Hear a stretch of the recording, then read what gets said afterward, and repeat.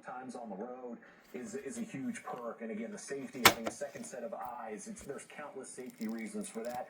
But you know, I listen to eclectic music, and sometimes it's nice to be on my own because that eclectic music can be an earworm for most people if they're stuck in the car with me for a while.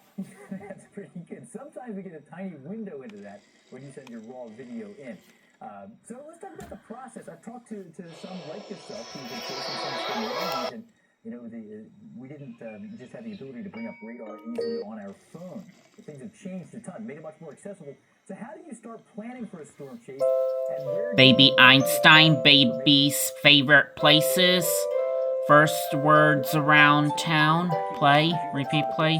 Languages, bonus material. Discovery cards, which belongs, puppet shows. You start to recognize certain patterns that stand out above the others, and I think one of the things I've gotten better at over the years are choosing the days not to chase, because you look at a pattern and say, you know, this is not going to pan out the way that the forecast models indicate. So you look at a lot of long range, a lot of big scale patterns, synoptic scale patterns. These are the larger patterns that move across the country. And you pick out, okay, this looks like a pattern that's favorable for severe weather. And as you start getting closer to the days of, you can start to hone in on certain areas that have, you know, fronts or boundaries in play, wind shifts, you know, where the moisture is pooling, all sorts of things that we look at as meteorologists to say this is an area that we're going to go to. And of course, it's gotten so much easier now than it was back in the day. You know, when I started in the late 90s, I was analyzing paper maps and drawing with colored pencils to identify these features. There's a cat right there and a dog.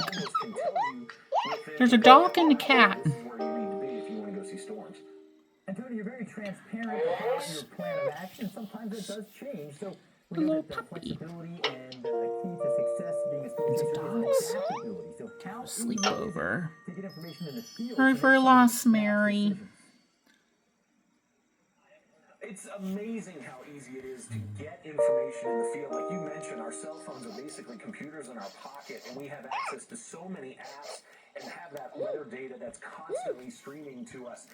In a way, it's a double-edged sword, because sometimes there's paralysis by analysis, is what we used to say in TwistX, where you look at too many things and then you start to second-guess where you're going and what you're doing, and it's very easy to get to a place where you're supposed to be, sometimes hours early. Then you start looking at data, you start second-guessing, and all of a sudden you're driving in circles in the middle of Kansas, and then you might end up leaving a place that ultimately you would go back to. So having data is a huge thing, especially when you're in an active chase, having that radar available to you in the moment to know what's going on. But sometimes having too much data can be a little bit too much of a good thing. And Tony, I want to get to our first viewer question. This one comes from James in Arkansas. James writes, what is the biggest tornado you've personally seen? Well, James, that is an easy and unfortunately a tragic answer. The biggest tornado I've ever seen was back on May 31st, 2013. The El Reno, Oklahoma tornado was actually the largest tornado ever recorded, so easily the largest tornado I've ever seen.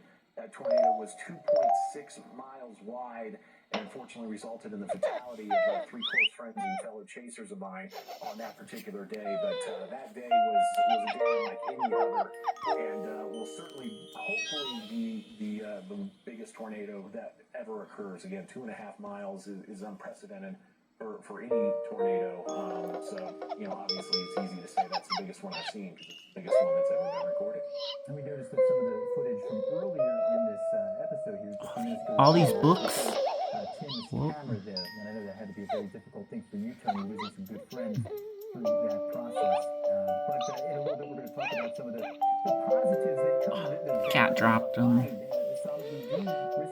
Use this collar. It says moose on it. Tony, we do have a few extra questions here. Storm chasing dates back to the 1950s, we believe, but it seems that media attention over the decades, and also the ease of radar on your phone, plus some of the shows that you and others have been part of, increased the popularity. Some from the 70s and 80s, but then more recently, movies like Twister in the 90s got a huge explosion in interest.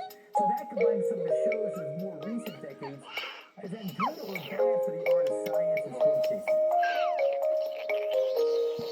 It's a mixed bag. I think like with the data, sometimes it's too much of a good thing. There are a lot of people that have certainly, like I told you, I was exposed to storm chasing through a special back in the early days, and as social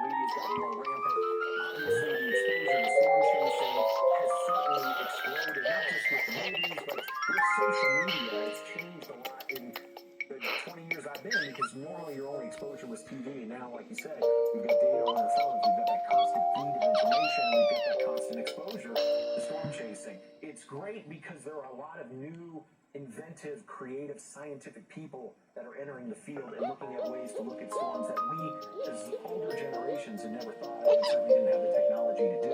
But at the same time, you get in places like central Oklahoma on a holiday weekend in the middle of May, there's too much traffic on a one-lane, a two-lane highway. It makes it very dangerous to navigate some of these storms. So sometimes there are too many people out there, and that's just one of the changes we've had to make as storm chasers. And we sometimes see the icons indicating the location of various chasers. And again, chaser convergence, I guess, is the